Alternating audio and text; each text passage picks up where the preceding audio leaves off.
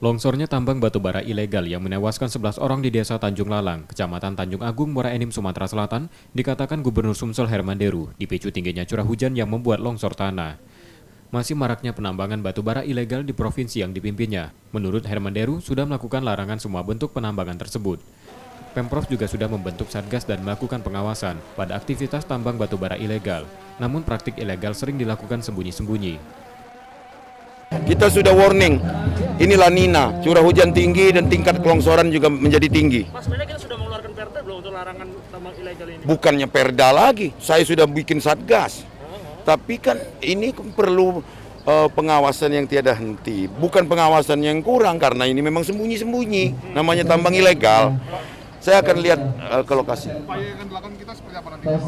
Melarang semua penambangan ilegal. Tidak ada lagi. Ini tidak, dari awal ya sudah larang.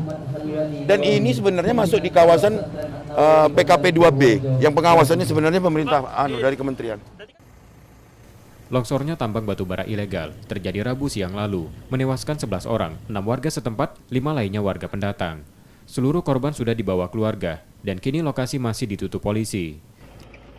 Rizky Nurmizan, Kompas TV, Palembang.